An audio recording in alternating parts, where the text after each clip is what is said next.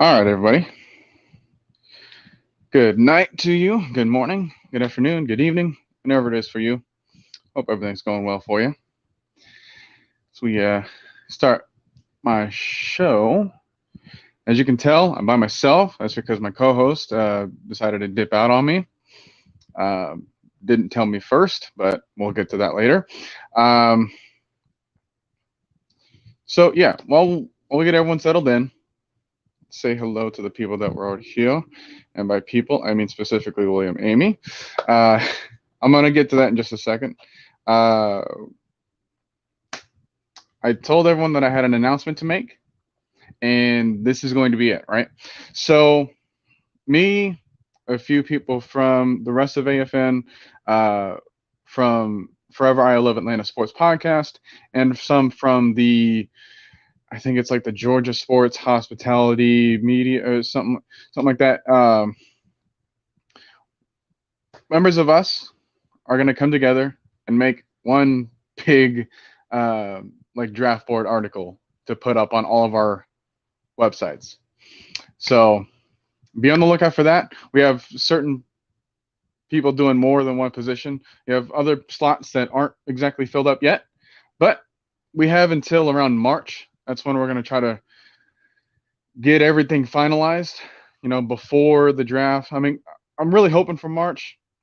If it doesn't get to that, then I'm pretty sure you guys can understand why, because it's a really tough task because of how detailed we're all going to try to be to one up each other, as far as like the information we can give out and to teach everyone, so that uh, everyone can have a better understanding of what to look for in the draft, not just for round one, but for moving down the line, right?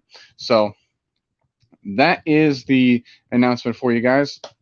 I am doing the running back position, so you can feel free to judge me about whatever is that case. Everyone else, they wanted to do kind of whatever they prefer doing, and I'm going to let them stay that and have their glory there. So, anyways, now back to y'all in the chat. All right, so William says, welcome, welcome. We need to adjust the secondary and defensive line. We're definitely going to talk about that. If we want to compete this year, I'm tired of losing seasons and get Matt Ryan some help on running backs and wide receiver and fullbacks. Exactly. All right. Shane Elliott, good night to you. Good morning, whatever it is for you. What up to you as well? We're still here. Need more help on defense. Bad special secondary. Exactly. I actually have some interesting stats I'm going to lay out to you guys as well tonight, and try to figure out, okay, well, where do our priorities lie as far as what to fix first? Because we can't fix every problem on our team, unfortunately. It ain't really that easy, So the real Terrence R, how's it going? He says the pass rusher should be our main concern, right? And there's a plethora of pass rushers to choose from in this draft class. It's just which one is the best fit, right? Like I really want to get that down, and so I'm really looking forward to whoever's got the responsibility of assigning us one. Malik Holmes, how's it going? He says, I wonder how much an improved secondary can help our pass rush. I actually had a conversation with Mike before we started, Mr. Mad Mike himself, he was talking about how great of a season that Duron Harmon was having. And I was like, whoa, pump the brakes there. And on top of that, he was kind of like hesitant about drafting someone like, like a Derek Stingley or a Kyle Hamilton, because those guys are like really great players, but they have their own like niches about them. Derek Stingley with the injury, and Kyle Hamilton, it's like he's like a bigger version of Isaiah Oliver, but to Mike, that's not like a great thing as far as the value is concerned. And then he explained it to me later as about why. So I do understand his statement about, we got such a young secondary as it is because Harmon and Harris and Moreau are all free agents this year. So it's like they're technically not on the team yet, right? So now we're left with really bare bones, and everyone's like under like 25, I want to say. So adding more youth there, that's only going to have a lot more drawbacks and a bit more miscommunication. But you pair that up with a with a defensive line that can get to the quarterback with 4 people involved, that's where you get your real advantage from. So we're going to go into further detail with that as we go along.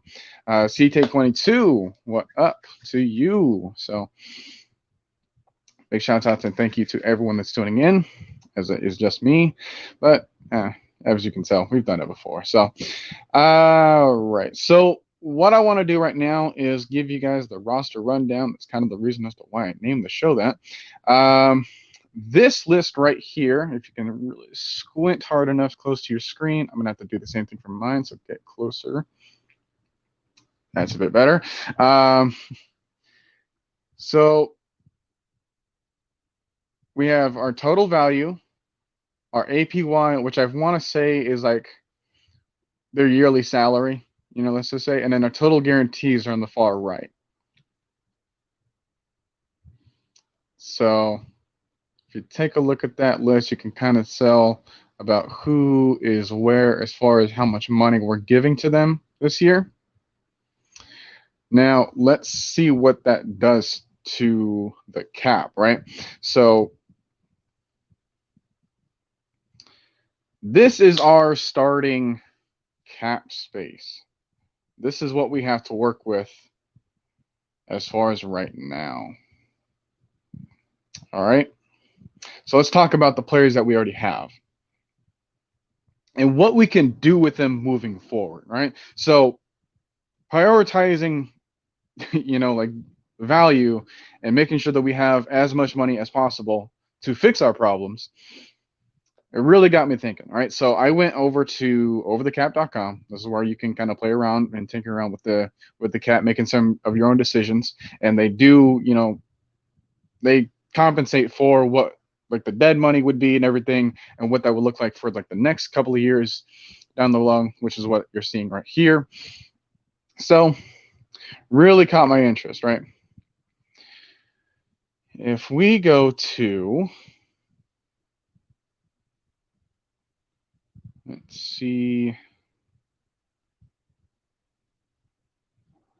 let's get this one done. All right, so this picture right here is interesting because what you're seeing right now is what the cap would look like if we were to, well, first of all, cut Dante Fowler. He does absolutely nothing as far as like the salary cap moving. So that's a little interesting. He does provide some, like about 4.6 in dead cap though, because that's like the rest of his salary. But I'm sure if we've lived with like 28 million, we can live with like another 4 to add to our total for 15 to what Julio's giving us right now. And then we'll kind of work with that with 19, which is still not really good. Like you don't want that number to be high at all. But given our circumstances, it saves like a lot more money too, right? So if we were to trade Deion Jones after June 1st, I think that saves around like $11 million in cap. And with Calvin Ridley, if we trade him before June 1st, which is rumored to be the case, right? I think he saves up another 11 million, right? So you have those moves right there. You can probably restructure Deion Jones's contract before you send him off. And you probably have to do the same thing with Matt Ryan's contract as well. But that's just the starting point, right? So let's continue with some of the other moves that we can make, right? So this is if you cut Tyler Davison, Mike Davis, and I'll throw another one out there, Keith Smith. Now, I know what you're thinking, why the heck would you get rid of Keith Smith, right? Well, it really depends on where certain players in this draft class lie. I know of a couple of fullbacks that would be worth taking. Now it's crazy to say because dude, that's not a need, right? But hear me out. There is a fullback in this class. Probably not going to drop the name yet, right? But basically he's another Kyle Juszczyk, but more athletic. So, by the way, Keith Smith is 30. He's not going to be here forever. And as good as he is, he's going to save us money more than cutting him. So that's kind of interesting to look at.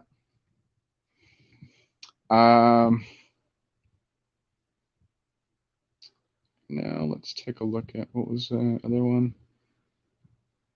Yes, that was the pre-June. It was a pre-June Ridley. That move right there. That was post-June Debo. I had one more. Cutting Kendall Sheffield and cutting John Kaminsky does this to our numbers as well. I'm on the fence with John Kaminsky.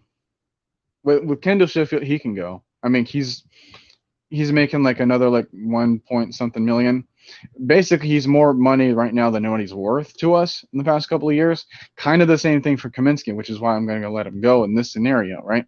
Now, this isn't like the full final decision, but it's just a matter of saving money where we can. You know, we're already deficient as far as talent goes on the defensive line, so cutting John Kaminsky isn't going to do us a whole lot of bad in that regard. The same goes for Kendall Sheffield. Like, he wasn't really going to start for us anyways. So regardless of what you can get for him as a result there, you can replace that talent a little bit later in the draft anyways, right? Or, you know, free agency, or you develop the guys that you already have right now. Because like I said, everyone on this team is so freaking young, especially on the secondary. So that I'm not concerned with as much. So this would be the end result if everything were to go down, right? We started with let's just say 10.6 million in cap space. These moves right now, if we were to do all of this, that would put us at $47.5 million in cap space to work with. It would also kind of have around, let's say around $20 million in dead cap, which is about 5 more than what we already have working with right now. So, by the way, Calvin Ridley, he does nothing to the dead cap. He does not add a single dollar, a single penny to that dead cap because of his rookie deal. So that I thought was really interesting. So taking advantage of that would be nice if he doesn't want to be here or whatever the case may be, right? So these numbers I thought were really interesting. So what would you guys have to say about that? Is there anything else I missed? Because like the other part of this is when you only have around 31 players under contract right now. That's the main thing to look at right now. And now I cut Keith Smith, Mike Davis, Tyler Davison, Kendall Sheffield, John Kaminsky. That's 5 guys right there. Excuse me. I traded Deion Jones. I traded Calvin Ridley away. So that's about 7. I cut Dante Fowler. So that's about 8 guys. So now you're looking from a 31 players on your team right now to, was that 22 or 23? Yikes. And then a lot of that you're going to have to figure out elsewhere with that 47 million. And that's not even talking about the players that we would want to have back, you know? So the players that we could re-sign would be guys like Foye, Isaiah Oliver, Younghoe Koo, you know, like those guys in particular. And then on top of that, you can have some viable depth pieces right there. Maybe you want to bring back, you can have a choice between either bringing back Eric Harris or Daron Harmon or Fabian Moreau. Just provide some sort of depth. Like, I'm not expecting them to start, right? But at least provide some depth there with the knowledge of the defensive scheme. So to kind of help out the younger guys that might come into the building later on.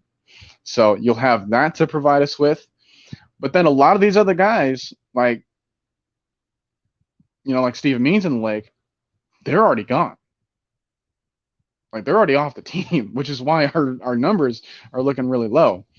And then some of the guys that we'll have later on, like the futures deal, you know, guys from the CFL, guys that we can sign again from the practice squad, those guys, they're not going to tally up to the total right now either.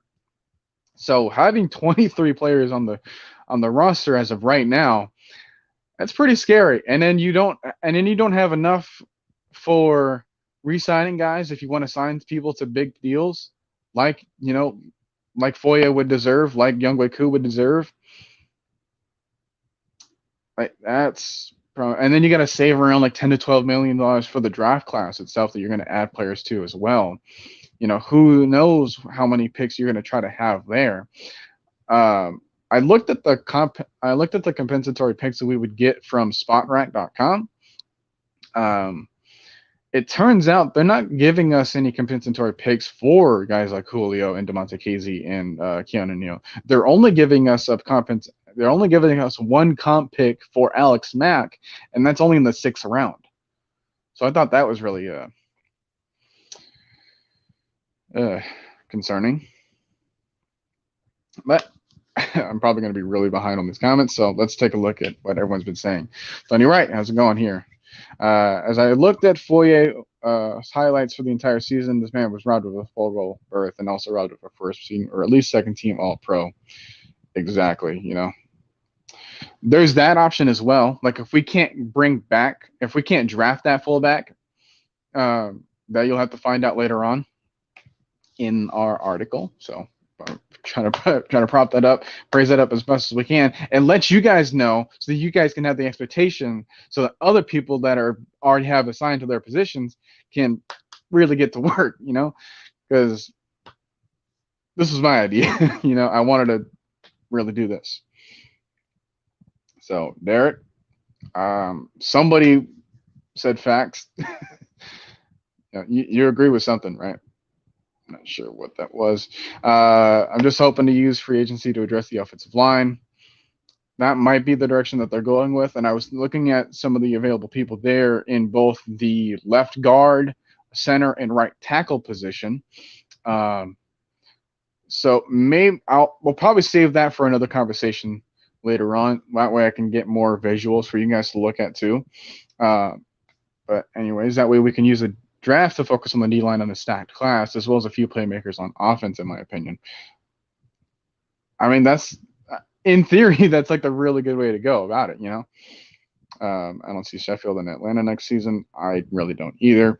I would love to sign soon-to-be free agent all-world receiver Amari Cooper, another Alabama receiver. Yikes.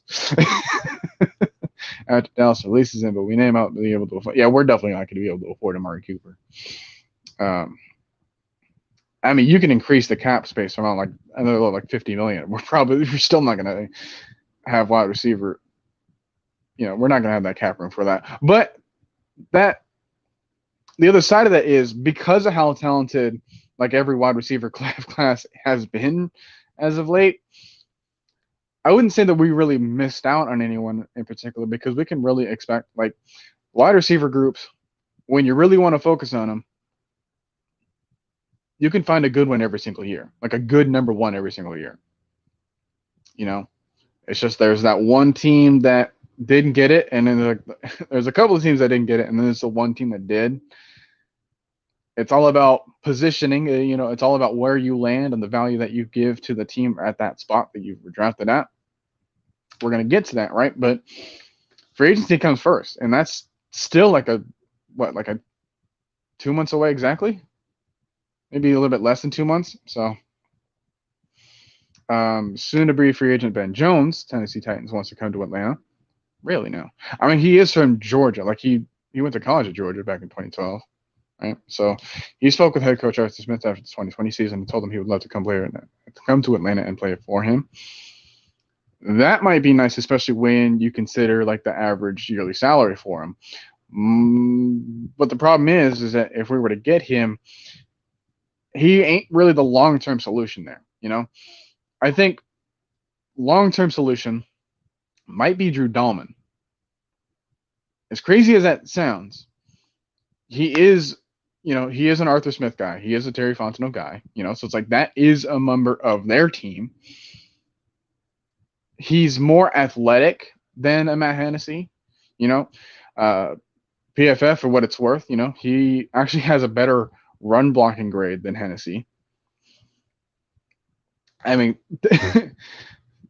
knowing what we've seen about Hennessy, like that's not a whole lot of praise to give, but the fact that he's a rookie, the fact that he had those crucial snaps in while we were facing like really good run defenses, that lets you know that they trust him in those situations too. So moving forward, I'd like to see more out of him for pass protection, as I would with everyone else on our dang offensive line. But you know, back and been shopping once more. Again, like we ain't really got much of a choice. We definitely need a new center, so Ben Jones come to Atlanta. Hey. It just says we won't miss you. Good riddance. I saw we picked up a few potential contributors from the CFL. How big is the talent drop off in the CNFL? I don't want CFL. So with defensive players, it's different, right? So with like if you were to sign a pass rusher, they play a yard back from the actual line of scrimmage. So that could develop them when it comes to their burst off the line. You know, you take a look at guys like Cameron Wake, who came from college or from from Canada, transferred over to college or transferred over to the pros. Jeez, brain, get it together. And then had like over 100 sacks. You know, so it's like there's that. But then for a corner position like DeAndre Alford, I also was told that the wide receivers can kind of move at any time too. You know, like they can have a running start. Let's say like think like arena football if you're familiar with that instead. So having that to work with as well, like that really helps with that burst against the position. So DeAndre Alford could be really good for stuff like that. You know, when it comes to speedy receivers, I think he's quick enough in order to cover someone like that. Get out of here, mosquito. But he also likes to tackle. You know, like he's really good when it comes to that. So that'll be good when it comes to preventing the play from lasting longer than it needs to be. So the corner position, that's pretty universal, right? It's not like I don't know what would be more dependent. So but just know, right, with your 3 downs that you're given, you got to make every play count, right? So I think I see that in him. So that would be good. Shane Elliott says, I wouldn't mind getting Juju Smith-Schuster. He's only 25 years old and can get him maybe around $7 to $8 million per year, and he's a good second wide receiver. Then maybe draft the wide receiver to be your first, and they have Pitts too. Yeah, it's interesting where the wide receiver would fall if you were to try to get one in the draft. I don't know if that's value for the first round. Even if you were to trade back. Excuse me. My goodness. All right, just take a quick little break here. Yeah. All right. Derek says, if Stingley's on the board, would you take him? Stingley's an interesting prospect. Pretty polarizing as well. You know, he's got the talent, like there's no question about that. But there's like the ceiling and the floor for each player that you really got to take care of when it comes to like the scouting process. He's got the ceiling of like a Champ Bailey, but he's got the floor of like a Jeff Okudah. So it's like he could be a dominant player, or you have the chance of having his injuries derail him from really being any type of good player to have. So it's like there's a really big gamble there, and we are not in a position to really take a gamble at that, regardless of how good he could be, So it's like there's that to keep in mind. But that being said, like if he wasn't if he was healthy, he wouldn't fall to us, So it's like that wouldn't even be a question. How's it going? Prove it. Nice to see you. Nice to see everyone here. The real Terrence R. At the end of the day, I just want Terry Fontana to have a good draft this year of the great free agents. Of course, who wouldn't agree with you on that? Well, there's that aspect of Juju Smith-Schuster as well. So, Pat Norris, how's it going? What would salary cap be if we kept Deion Jones and got rid of the players you mentioned before? So keeping Debo, it just normalizes the rest of the spaces. So it's like you would have, instead of what would it be, the like the 47.5, trading Dion away. I mean, also you got to really consider about what you would trade him away for too. Like if you trade him for another player instead of a draft pick, that's going to have differences in the cap as well, right? So it's not a full complete answer with this question, but I would probably say around 36 million instead. That's how much you might save, but it could be less than that given what we would trade for and the value that would be at the position. So it's like if we were to trade him for a first round talent, which I think he still could be worth that, which would be great, having him like along with Calvin Ridley, both potential first round trade bait. And then what you could get from those draft picks as well, like how much would they earn?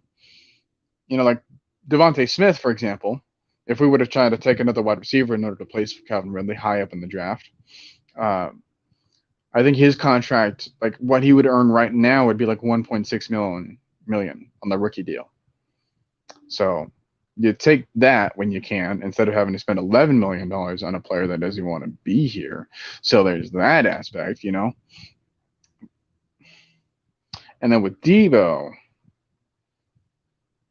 if you were to keep him, you have his experience as well. So it's like you were kind of set at that position if you were to keep Foye too, So there's that big aspect as well. All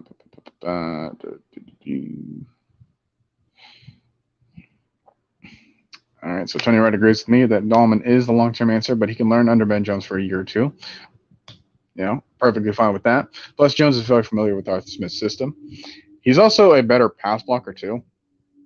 I have seen that. It's not just the run blocking, and it's not just like knowing the playbook.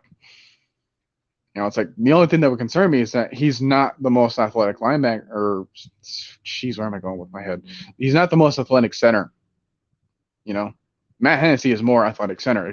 Depending on what scheme that you want him to try to be, we're not a man scheme. We're a zone scheme, right? So whatever the assignment that you would have the center doing, if that's getting upfield to linebacker, I would take Hennessy or Dahlman over Ben Jones for that assignment, right? And they would do that too, which is why they weren't afraid to swapping centers when it came to certain opponents. But pass blocking, I have no problem with him being our pass blocker center, So there's just there is that aspect to keep in mind as well. Malik Holmes, draft picks and young talent is nice, but quality vets are often underappreciated. Anthony Rush and Mike Pinnell. Heck, I mean, Sean Williams. These are guys that came in, as the season was like either halfway done or with Sean Williams' case, like a couple of games away from being over. And yet we still saw some really good results out of them. Now, this is why I'm not completely sold on Jordan Davis, especially not at 8. So it's like you can take the edge there. Now, with this statement being said out there, right? I'm not the only one that thinks this, by the way. But there are people that can play the same role in this draft class as Jordan Davis. Maybe not be as impactful or as huge, but they got similar size, statures, and can do pretty similar things when it comes to what we would ask of them to do on our defense, right? So that is on the way. Like having I want to have a section where it's like of our article where it's like, hey, if you can't get this player, try to get this player too, because they can get you the same result or at least a similar result. So it's not that much of a drop off. I know everyone's infatuated with the size and the girth that is Jordan Davis, right? But there's other components you need to take care of as well. And having an extra, go around with Pinnell and Rush together, that offers some great depth as well. They'll have more time in the playbook. They're also fairly cheap veterans, like you mentioned. and good rotational pieces. I want to say that Anthony Rush is actually bigger than Jordan Davis, so there's that aspect. He's not athletic, of course. I'm not saying that. It's just if you want size, we have size technically. It's just we got to resign him. He are probably referring to we need a stud wide receiver at 1 to be good, but I think we can be a good, or probably Juju is what you're referring to. Can you add Zacchaeus to the Blake on that Cutler? They're already free agents. So, like I said, like some of those guys that you already won off, they're already gone. Unfortunately, Patterson is also on that list too. I forgot to mention him. So it's like you want like 4 or 5 guys brought back, but they're going to ask for more money because of how good they are at those positions.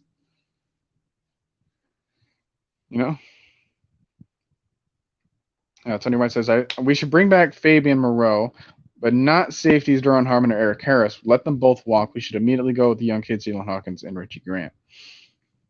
I'm okay with that as well. It's like for the stat that was thrown out there when it came to like we're not allowing any yards, we're not allowing any plays over 40 yards. That is impressive, right? But how much does it really matter when you bring up other stats too? And I'll bring those up later. It's just some of those other stats are just jaw-dropping, despite really good play from guys like Foye, guys like Grady, guys like AJ Terrell and the likes. So we really want to have them benefit from the other pieces that we can build around the nucleus that we have. Fabian, I can see that one being, but he's not going to be the long-term answer either. I'd rather have him for depth purposes and still try to get that starting corner. Whether that be from the draft or whether that be from another free agents coming in, and I was taking a look at that as well. I have 2 guys in mind. I want to get some of the guys from like the better defenses, which, I ain't really that tough of a task, but the greater defenses, like really, really good defenses. I'm talking like the Bills, they have a corner as a free agent too. Starting corner, mind you, Levi Wallace. So if you take a look at him and what he's done, I really like his production. I think he can fit right into the other side and provide some great play too, because they've allowed the fewest passing yards in the league. I want a cut of that pie, if you will. But yeah, you're absolutely right. We have to hit every pick, especially if we want to get competitive as soon as possible. This would be the way to go about it. Any draft bust is not allowed. But at the same time, it's like, could you have really said that about this past draft class? Like, granted, Mayfield did not perform his best. Dahlman wasn't a starter. Darby definitely wasn't a starter. Grant came a long way. Ogundeji and Graham, they were rotational pieces. They still had production. It still had value to them. Avery Williams, he also contributed. Darren Hall as well. But they got Kyle Pitts. And that was like one of those things where it's like, hey, if you got that guy, you won the draft. I don't care what else happens, It's similar to like the quarterback position, It's just like you can draft like a bunch of busts, but if you got the quarterback right, hey, get the top guy right first, and then see what the rest of the team can look like sorting out. And even if we were to miss out on a certain players, it's just a matter of what the positions that we missed out on are, and then go from there as far as, upgrading them later on in the off season, which we've been able to do that even this year too. So we're not afraid of picking up people at any given time in the season. So, and then draft Kyle Hamilton. He is a beast. He is a beast, but Mike would unfortunately not agree with you on that. Well, if it isn't the head coach of the Browns, says What's up to the chat? Interesting to see you here, but hey, great to have you. Sean Wiley says, look, I'm going to say this for the last time. We're going defense this year, and it's already been confirmed by DMPs. Stop talking about And then the very next comment says, hey, my mock draft has Drake London, top offensive player. And then Daniel Faye, that guy's a man. Nobody told me that guy was 6'9" and 400 pounds, man. And can move. There's a possibility that round 2 is high for him somehow. Hey, even better, right? But Josh Paschal, Martin Emerson, Darian Beavers, and then Brian Robinson. So like I said earlier, I was in charge of scouting the running backs for our article coming out. And I have about 20 or so running backs on my list I've taken a look at already. Brian Robinson has been one of them, right? I looked at his tape from the first game against Georgia. And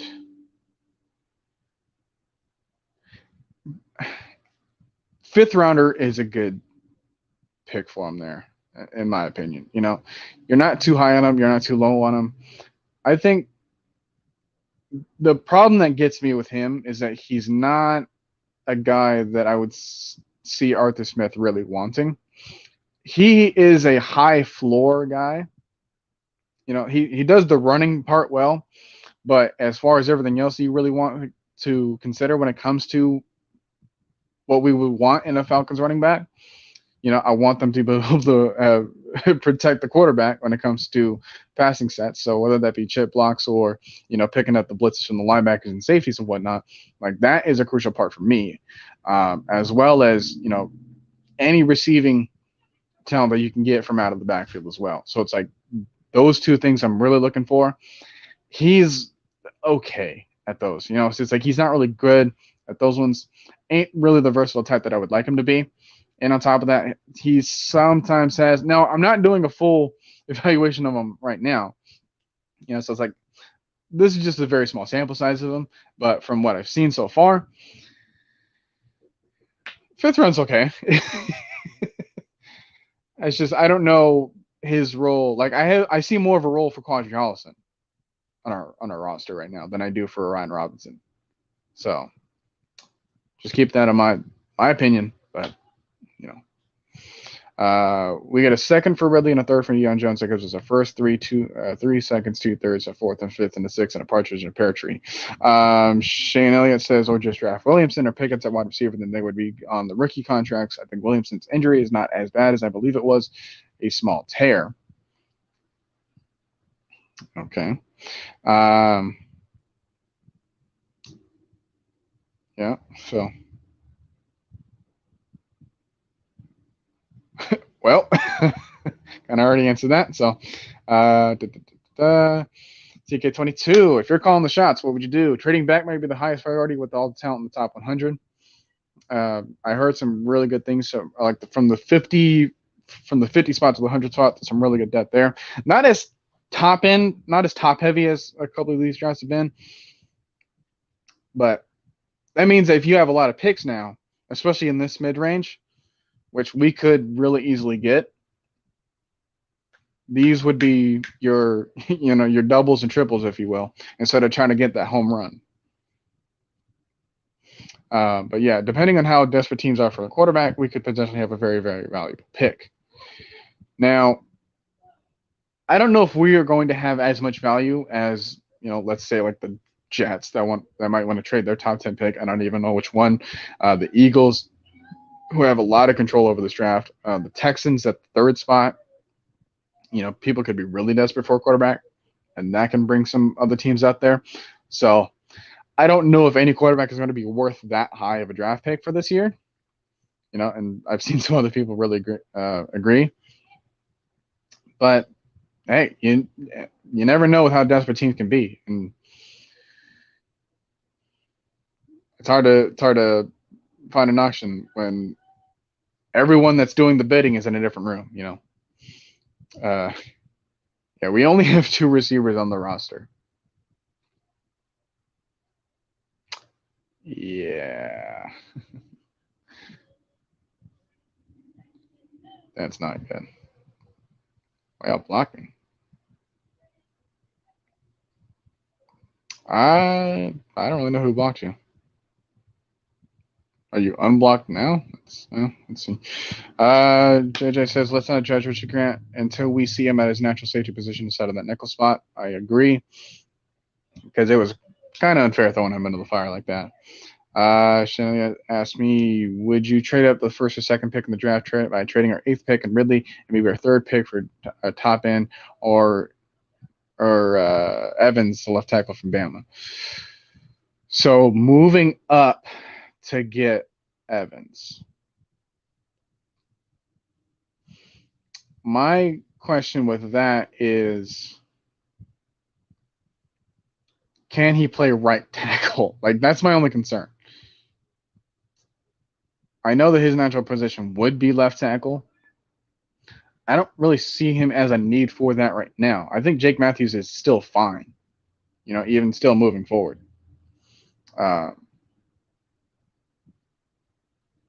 that right tackle position is definitely up for grabs. So whoever wants to snag that one up, whether that be McGarry just hauling butt and then really keeping his job like that, or it could be Jalen Mayfield moving back to that natural position that he was in, getting that left guard back, whether that be Matt Gono, there's a possibility of him returning, or another left guard coming back.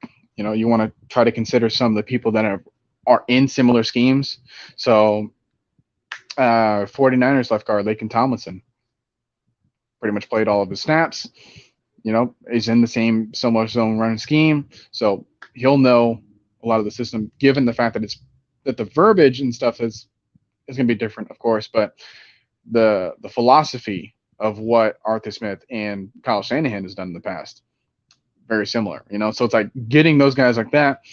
But then on top of that, how much are you going to be willing to spend on a premium pick right there too? So it's like, would you want to take the brunt of that contract right now, or would you want to try to take the development process of getting that left guard figured out for the future? A lot to consider. Depends on what you want to do with this team moving forward. Like, are you trying to win now? Then, hey, go for the gamble and get that left guard that you want. I don't know if that's going to be him or if it's going to be like someone like Andrew Norwell from Jacksonville, whatever the case may be, right? So you'll want that guy to solve your answer week 1 and not have that problem anymore. So you don't worry about that, and then you move on from other positions. And then having that position figured out will help out the left tackle and the center. Right guard, obviously, no problem with that. And then you'll figure out your tackle with your next spot, which, hey, having 4/5 of your offensive line figured out already, that's a lot better than maybe having 2 guys that you already trust. So maybe not Evans would be the pick for me, but maybe an actual right tackle, and we may not even have to trade back for that or trade up for that, for that matter. I've heard that not Will First yet, but Cross, I think he's a right tackle. There's got to be some tackle named Cross in this draft, right? You need to draft a pure left guard in the 3rd round, not a center or right guard, then move him into left thing. Exactly. Eric McDowell, how's it going? Only free agency signing we should do is a center. Everything else should be drafted. Yeah, it is interesting because if you had the choice between, hey, you pick one, you sign one free agent. It's either going to be left guard, center, or right tackle.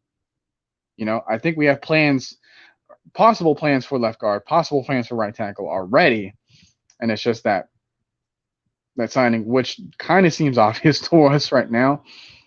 And given the information given to us about Ben Jones saying that he wants to play for Arthur Smith again, kind of let you know something's brewing already. So maybe we don't have to worry about the offensive line as much as you think. And if that's the case, then you're really focused on your talent. then that's the way to go about getting your receivers, getting the running back, getting, your backup tight end, because Lee Smith and Hayden Hurst, they're gone because, we declined Hayden Hurst with your option. Lee Smith already retired. You'll need someone behind Kyle Pitts eventually, so getting another Lee Smith-like person, or maybe another, you're not going to get another Kyle Pitts, but maybe another Hayden Hurst-like player. Is that Jaden Graham? I know he had the injury. He could be coming back for us. Is that Parker Hesse? Hesse, however you want to say his last name. He can step in anytime, be either role for us, which is nice. So, is that as well? What's my mock draft, or someone I'm hoping to pick? As far as a finalized mock draft, I haven't really figured out anything yet. I'm just kind of picking names and just seeing what best player available would be. So, I was going to try to save this for later on in the show, but since we're on the topic, this is the one that I just did a couple of minutes before we actually started. So, hey, again, this is something that's hey, no emotions involved. All right, no emotion. All right, just straight up, who was the top guy there? That was an example. So at 8, it was a tie between Kenyon Green. The next player underneath him was DeMarvin Leal. So you go with Kenyon Green. He's a natural guard, so hey, good. Then the next guy was Cameron Thomas. The next day after that, hey, San Diego State too. So it's hey, it'll be quite the pick for us. It'll be a very predictable pick if we were to go this route. I just realized that. Kingsley and Igbari. Again, another guy that we're all going to have the conversation about how to actually pronounce the guy's name. So that's always seems to be the case for us. Picked up the next best available wide receiver at the time, which was Romeo Dubes from Nevada. And then Zonovan Knight. I like him. So he's not my favorite running back in this class, but I do like him, especially if we can get him at 111. So that's just a sneak peek. Of course, nothing is finalized for me. This isn't my mock draft. This is just a mock draft that I made. So keep that in mind when it comes to judging it. Let's see where we're going. People saying we should not short ourselves on Ridley if we trade him a first round or a high second and third. Exactly. Other teams are desperate for wide receivers as well. And you have teams that are trying to be competitive that right now that are willing to give it that premium spot because it doesn't matter as much to them. When it comes to certain playoff teams, the Rams, they will just not care about their first round picks. So it's that will mean someone to something or, to some team. Whatever Ridley decides to be off the field, on the field, we know what he can provide for us in a given system. It's just he's not really the system for us. I think he already kind of knew that in advance. And then seeing the production of Kyle Pitts, something was on the way, I also said a top DN, not just – okay. Well, top DN, who would that be for 3? I'm assuming that getting up to the third spot again for Houston would be the 3rd spot. A lot of talks about both Hutchinson and Thibodeau being taken from the first 2 picks.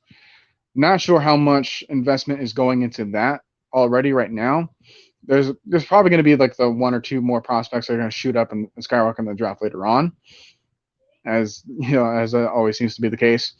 But as far as the top D end, if we're going at 3, I don't know who that is. Who's the 3rd best guy right now? Because Thibodeau and Hutchinson, a lot of people already have them decided on those being the first 2 picks in the draft. So it'll be iffy. If that's the case, are you getting the best value there for trading out? If anything, I'd probably prefer the tackle there. I'd probably prefer taking Evans and then seeing it and trying him out at right tackle. You know, kind of what the Lions did with Penei Sewell. You know,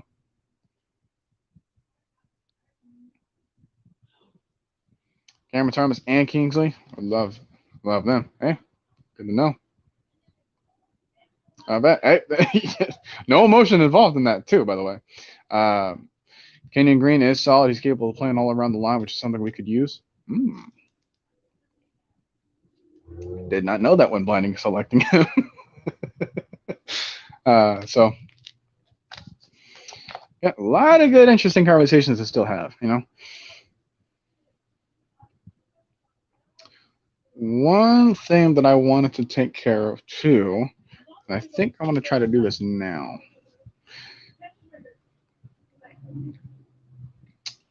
Well,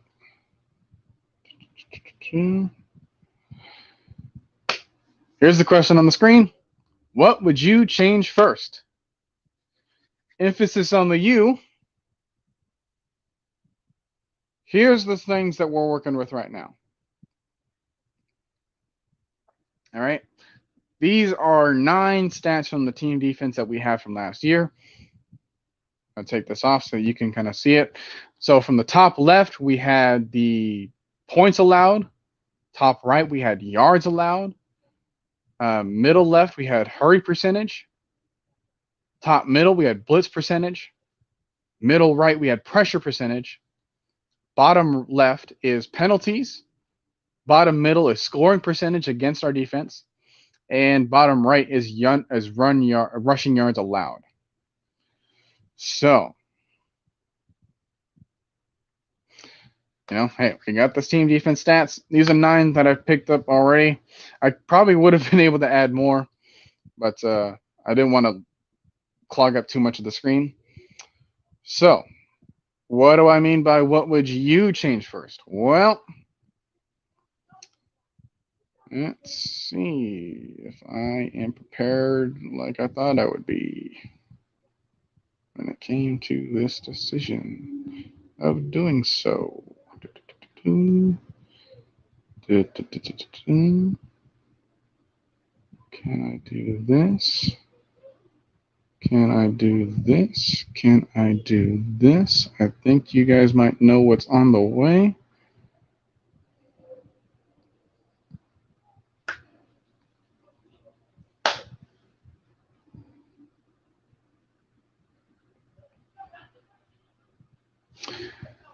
All right, folks, step right up. Come on, come on. The reason as to why I'm doing this, I was kind of trying to add something like this for future streams, and now would be the time to do it, especially because, you know, I'm without a co-host. But also, I want to get more takes on these stats in particular. All right. So, quick question. That'll be the case. Pick one that you want to try to fix. How would you fix it? You know, how would you go about taking care of that? And, you know, we can have a conversation about that as well. So, board's yours, floor's yours. I'm just going to try to be the host for a couple minutes. If anyone wants to step on, gladly welcome you and try to get your take on this. So, as we have some, while I wait, some high quality H2O. All right.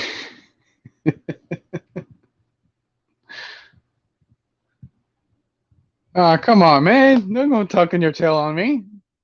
First of all, I didn't even know you had one. I'm just kidding. All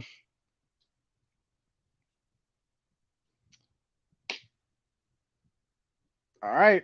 So, I mean, it's available for you. Maybe just saying it is going to be easier for you than typing it in. You're not going to expect it to be here long. And obviously, as long as I have this on here, you're not going to see either of our faces anyway. So, trying to give you guys a chance and see if you guys can step up to the plate. And, you know, hey, have a crack at this opinion. See what you guys would do. What are we thinking as far as overall decision making on the defense? You know, we can agree with a lot of these points, so wouldn't strike me any differently to have any other type of opinions when it came to what we do, not just like for the first pick, but overall moving forward,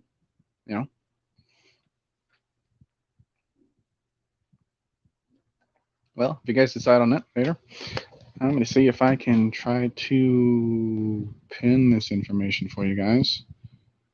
Start that comment there. Keep that there. I don't know what that guy. I don't know what I just did would look like on your guys' end. I don't know if I just pinned a comment, but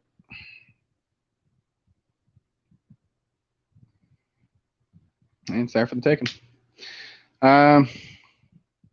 So how about I start off then while we wait, right? So if you guys want my opinion on this,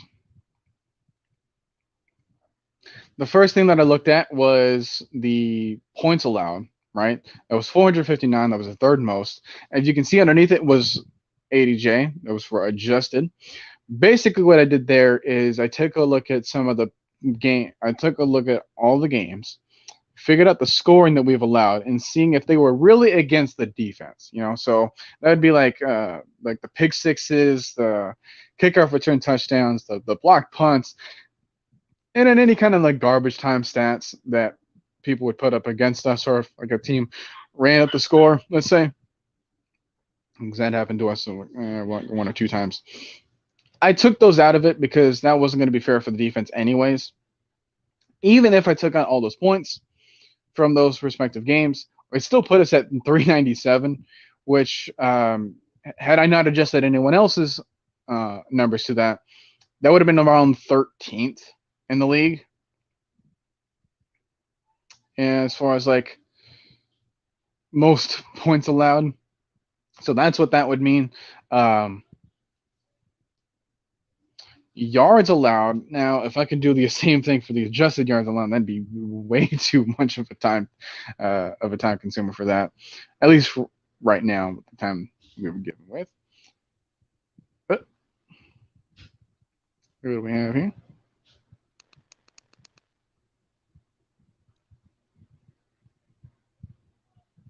Hello. Hey. How's it going? Yeah. As well as we can. Can you hear me well? Because I'm on the phone. Yeah. Okay. Yeah, you're coming I'm in. Feeling better, people. All right. In case you didn't know, Miss Maggie T is back. I don't know why the volume. Put his headphones in. How about that? Because this ain't working for me. Hold on, people. Hold on, people. Hold on, people. Give me a minute, people. Come on, baby. Come on, baby. What's up? Prove it. What's up, Mr. Motivator? Look, we'll get with each other after this. You know what? Scratch it. I'm gonna come on a different way. Miss Maggie want to join Mr. Noah. All right. Do you mind having some company today? I put the link on the stream. Well, you ain't got no goddamn choice. So goddamn it, give me a minute. It doesn't matter what you think. It don't matter what you goddamn think. I'm the boss around here. So I'll be right back, people. All right. What I was just about to say. For those tuning in to her transitioning to my show, howdy. Just saying, like she had a show as well. So if it kind of conflicted with the notifications, and do with that with what you will. Hey, we got ourselves someone to add to the stream. Man, what's up, Noah? Mr. Motivator yourself, how's it going tonight? Man, just watching you live, man. Just watching it. That's all I'm doing. But man, you showing a little draft picks, man. What you think we gonna get, man? At number 8. Like I said, I haven't made a final decision, but once I do, I'm gonna be stuck on it. I've already kind of weeded out a couple of players that I don't want, and that is, it might be concerning to other people, but yeah. I would have a plan for them. That's all I'm gonna say. I got a feeling it's gonna be defense though. We need a defensive pick at number 8. That's what I'm thinking. Right. I'm definitely leaning on that choice. The edge class, especially, it's just a matter of who falls to us and what we would decide to do with that. Because as people have said, there are a lot of good players to get from the edge rushing class this year. So it's like you really can't miss out when you try to trade, when you try to get from the first 2 or 3 rounds. But that being said, I don't want to have to settle, and I want to try to get that guy, or at least one guy that we rely on really quickly, right away. And maybe get that other guy like the last pick in the second round or something like that. It's like I want to try to get like back-to-back edge rushers, if at all possible. Yeah, we need help badly, man. I'm tired of seeing my defense look small, bro. Like when I went to my first game, they needed help, bro. Like they needed help badly. Like this in person, this ain't on no game. Like I'm looking at Darren Hall. You see how short look Darren Hall did? And they did that feint punt. I'm just like, bro, I ain't. We need help. Yeah. Okay. So what's going on, Noah? It's, I kind of came at the tail end. I started talking and running my mouth on sultry seconds or sultry. How do you say that? Sultry or sultry? It doesn't matter. I'd figured you would know how to say it considering it's your show. It's my show. Exactly. How I can't say my own word, people. Can y'all tell me, was it sultry or sultry? Let's go with sultry. Okay. I like kind of rolls off the tongue better. Thank you. It's sometimes tomatoes, it's tomatoes at this point. So depending on what some rando want to say tomato. So what would you change first? Are you asking for defense overall? Yeah, so we have these 9 stats that I picked up from Pro Football Reference. This is like the generic basis stats, and then some of the other ones are more the advanced stats you can get. So looking from top left would be like the points allowed, and I kind of adjusted it to kind of weed out some of the garbage time scores, and some of the points that weren't really the responsibility of the defense, like the block pressure last. Oh, wow. Yeah. It's it bad, wasn't even close. Even Jacksonville was better. Oh my gosh. Take that logo off. What's that at the bottom? I want to see that. It says scoring percentage 5th to worst. Yeah, 14. So it's like 45% of the time that our opponent had the ball, they scored against. We still softer than goddamn baby tissue. Can't get no pressure. We penalties. Can't do penalties. The penalties. 3rd most in the NFL, and that was only like 3 behind whoever it was, like Dallas. Dang, man. That's terrible. It is. That's terrible. We need help, man. The only one that was like semi-decent was more of like a coaching decision, and that was blitz percentage. Mm-hmm. I got a question. We are, poo-poo. Yeah, go ahead. But I got a question. If we don't be able to get Jordan Davis, who you think we should get? Jordan Davis could be someone that, if you want to have the idea of trading back that 8th pick, I don't know if he's at full value if you get him at 8. Right? Well, see, even to me, that's a bit of a reach. I'm going to cut that off because I feel that, of course, wherever he lands is where he lands. Right. I say the difference between Terry and Domeet Stupid, he goes for the best player available. Yeah. Right. We saw that in Kyle Pitts. Yeah, he's going with the best player available. So if Jordan Davis is home now, we're going to figure it out. Yeah. Or, of course, that's just one player. There's plenty of players. I'm pretty sure they are already scouting out there. Yeah.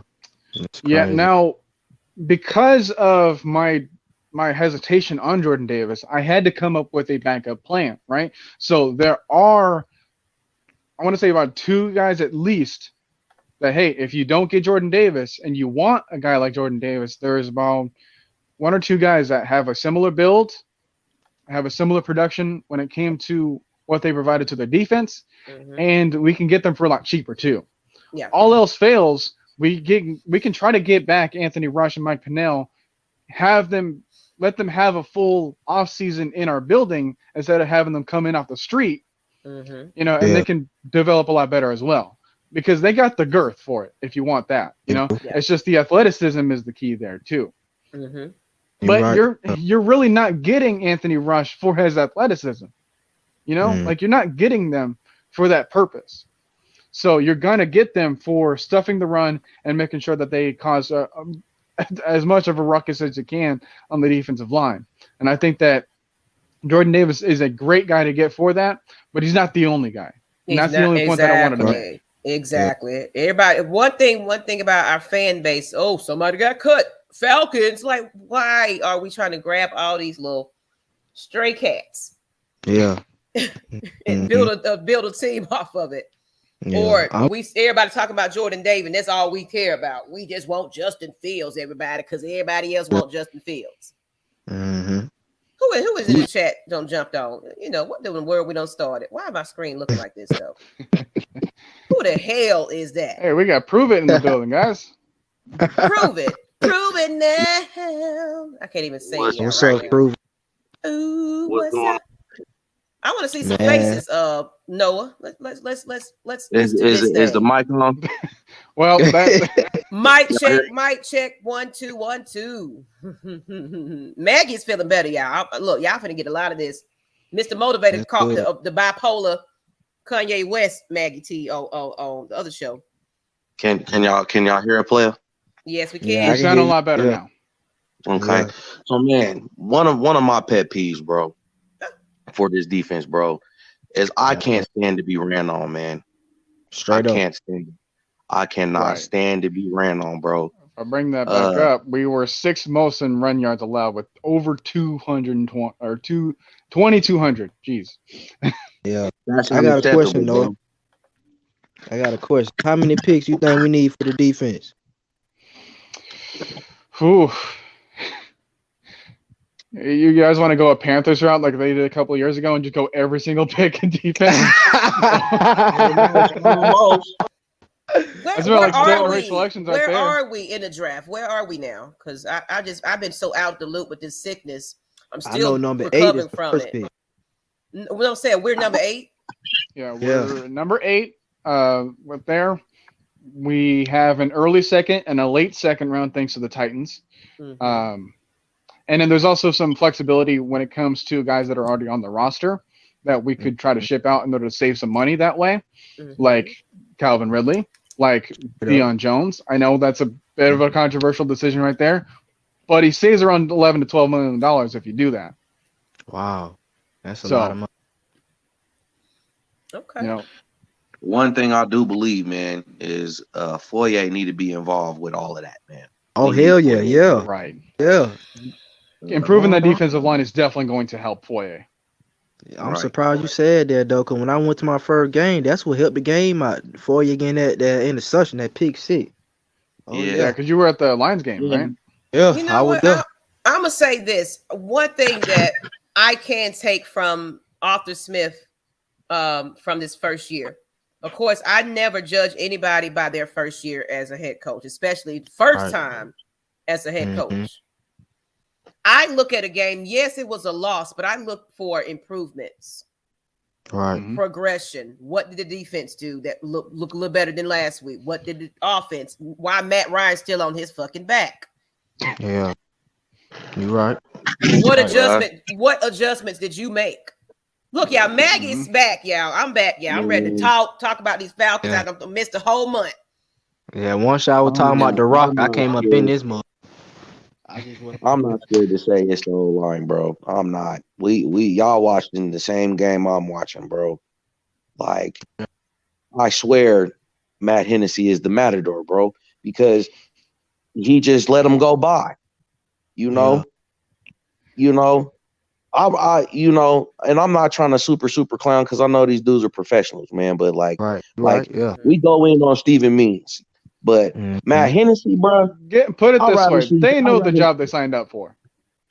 Right. I'd rather see Steven Means than Matt Hennessy, bro. Like Matt Hennessy is directly in front of Matt Ryan, bro. Like if Matt can't take a step back, bro, we'll never get nothing off. All right, so I got a question for everybody, because I know they're not just gonna pick defense. Name everything we need on the offense and defense. Just give me everything we need that we need help on right now. I feel like for the most part, bro, this year. One thing. Go ahead. No, you go ahead, Miss Maggie. It's your show. No, I mean, look, no, it ain't my show. I'm just on here in my robe today. Go ahead, finish up. Okay. Well, I was gonna say is pretty much, man.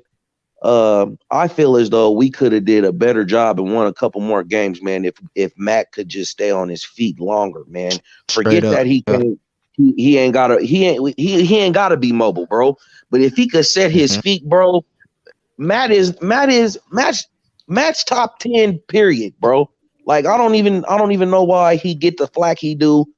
You know what I mean? That's just 100% haterism, bro. But even with what we had, bro, we still could have made it to the playoffs, bro. We could have, yeah. Even with the way our defense went, man, we still had the chances and opportunities to make it, bro. We just didn't. And the 100%, the main reason why, bro, is because Matt was on his back, bro. Like, and that just drives me crazy, bro. Hey, so I got a question too. Who should we keep right now on the main roster? Matt Ryan. Oh no, we keeping him. I'm talking about like Russell Gage. I'm talking about them type of people who we should keep. So the guys that are already like free agents, right? Yeah, I feel like because we got a lot of people testing that market right now, and I feel like Terry just gave all these, because especially with this TV deal and everything else. Don't be surprised you're gonna see some big names getting taken up out of here, so we can kind of bring in their guys. You get what I'm saying? Because Dean Pease don't have his guys. Arthur Smith. He's tight end led, and fed. You know what I'm saying? He ain't got his guy he used to have over there. But he's developing that in Kyle Pitts and Hayden Hurts and Russell Gage's. Everybody's starting to become into their own already in this season. Everybody, let's tank for Trevor. Let's tank. Like, what professional football player is going to tank? Right. Yeah. Come on. Do y'all think we could have won with what we had, bro? Do y'all think we really could have, even with I feel as though we lost Julio and gained Kyle Pitts. I feel like we didn't lose nothing there outside of experience. Right. I feel like we could have won with who we had, man. Yeah, I say this, since ain't nobody brought this up. How different would Atlanta be if Julio Jones would have stayed, Hooper would have, everybody that we used to have, envision them here right now. How different would Atlanta be? I'll tell you one thing though, we put up a better fight against the Bills than the Patriots did. Yeah, absolutely. Yeah. Absolutely, we were leading at halftime, guys. Like, that's considering what they did against a premium team like that. What's up, little when it mattered most? Little ducky. Quack. I'm just playing. Whatever that is, a pelican or whatever. I don't know. Actually, I think it's a stork. But yeah, let's go with it. We're going to go with that then. Okay. Cookie by Nature is here, guys. Welcome him. Hello. Cookie. What's up? What it do, man? What it do? I feel like you got on because of this comment that you made from me. Man, I don't know if it was addressed earlier. Debo makes no sense, bro. It don't make no sense. I have to tell saves you $12 million. I have to tell people to come up with your own narratives, bro. Don't look on Twitter and say, "Well, everybody thinks Debo sucks." I think Debo sucks too. I think Debo Stop doing that. I'm looking at this from a value standpoint as far as like what we can do saving money moving forward. I'm not saying that he's terrible. I'm not trying to say that here with him. Okay. I still think he's a really good pick. Given what we can get for him, though, given who we have behind him and Michael Walker, which I think can step up, I really trust this group on the defensive side of the ball when it comes to the coaching staff to develop the next linebacker, as they did with these guys already. Moving this piece, saving money here, and getting a possible next pick so we can further beef up the defensive line, beef up the offensive line, add another receiver if we can. I think that the value that you can gain from that would be on par at least with what you can get from just Debo right now staying here. Yeah. I think the difference. But if we trade Debo, who we gonna get? Like, is there anybody that's upcoming in the draft? Like, I feel as though Debo is a good coverage back, and like sometimes we asking we asking him to be Ray Lewis when that's not his game.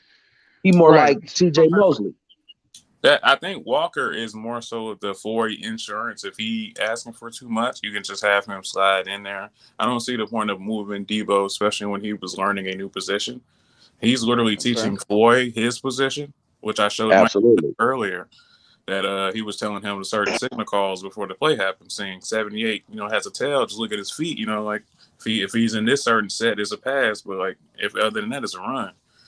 He's over here focusing on teaching Floyd the mic. I mean, he's going to struggle in the new position, and we're talking about a former Pro Bowl player, and we're talking about trading him for a damn 5th round pick. That don't make sense. Y'all talking about? I never said that. I see what Clay Melton said. He said if you could get a 1st or 2nd for Debo, you should take it. We need money, and we have his replacement. Who his replacement? Who his replacement? We need to put some hogs in front of Debo. Okay. We need to put 3 big hog dog linemen in front of Debo and let Debo. I need sausage neck men back there. Big old men. We need to let Debo. Do you want your cornbread? We need them people in the back. So that's what it is. I was more so responding kind of to somebody who wrote for the Facaholic saying you can get a 5th round pick for him. Like, come on, bro. No, that's ridiculous. And then certain people talking about you want a 1st or really born a 5th for Debo, and one of them players actually playing right here and want to play. You gonna trade him for pennies, but the one that's at home chilling with his family, I'm gonna get a 1st for somebody that got a mental case. You not. If we let either one of them 2 go, man, we can't let them go without getting something. Something. Yeah, something real big. We would be dumb, bro. Trying to create more holes, trying to fix more holes. That ain't how it works. Right. Mm-hmm. Yeah. You getting dirty. We can't have too much more of a talent drop off, man. But I can't say that Asia Terrell did his thing last year though. He did his thing, bro. And Oliver. Yeah, he did. That's just tells you that don't rely on one dang season. Tell you about a player. It's more than that. Hey, the number one person I'm trying to get out of here in Atlanta is Fabian Moreau. I want him gone. Oh, I don't want him here. He gone. Is he gone? Is he gone? Yeah, he's already a free agent. Man, that's why I think they brought every in time somebody caught the ball, you see his face, bro. Straight up. You be like, who caught it? It'd be Fabian. You be like, man. Like who? I didn't even know who he was until. Hey, y'all know who he remind me of? He remind me of Robert Alford. That's who he remind me of. Like, speaking of a certain Alford, we got DeAndre Alford from Canada, like we mentioned before. If you guys have seen his tape, I've watched like 1 or 2 minutes of it. Already fell in love with him. I think that he could really compete for that starting position opposite of AJ Terrell if he really works on it. He was an all-star in Canada. All-star, and they won the championship. Yeah, straight up. Yeah. Wow, Atlanta family looking scary now, bro. So that's why I'm kind of ignoring the mock drafts that show cornerback because that'll be a lot of draft capital you already put in there. You drafted 2. I don't think you're gonna draft 1 at 8. Yeah, we're already incredibly young at that position as it is. So, and you could just bring back Oliver, have him play nickel, and then see what you can do on the outside. Oliver should have been playing nickel from the beginning, man. But who we had as the head coach, who for some reason has a hot new head coach name, as if this last year didn't happen. He said whatever that dude named Offer. He said he looked beautiful. Hey, look, if he help us out. Hey, he can be a Asia Terrell tag team partner, straight up, man. If he good like that. I just thought it was funny that he was asking the team to draft him 3 years ago. He said, "Yo, y'all need a corner." What's up? Well, hey, he got his wish, and we got it the way that we wanted it too, which was as cheap as possible for how good he is. And y'all don't mind me if I'm being quiet. I still get that cloudy fatigue feeling, and I'm getting it now, actually. And it makes you feel like you took a sleeping pill. I think your camera cut off too. My camera cut off too. It shouldn't have. I'll see me. You need to start drinking some juice, man. Get some of that young juice and them herbs in you, man. No, I do fruit juice. I'm telling you, I do it all. I eat fruit, vegetables. I'm doing everything I'm supposed to damn do. What's up with this Pedialyte? I mean, my skin is beautiful. You know, the skin is beautiful, but goddamn, I'm still falling asleep. So I think I'm gonna need a second opinion on COVID test because I'm did Mike say put the Pedialyte in some orange juice? It's still gonna be nasty, but that's what he said. So no, I drink fruit juice, fruit smoothies. Like we got a big old thing of juice. Yeah, natural, no sugars. Man, I do. The number one thing though, I'm trying to see Grady get him a break because he been working hard for it. Like man, he deserve it. I'm so tired of him having to be Superman, and then people, we're gonna have to get rid of Jared.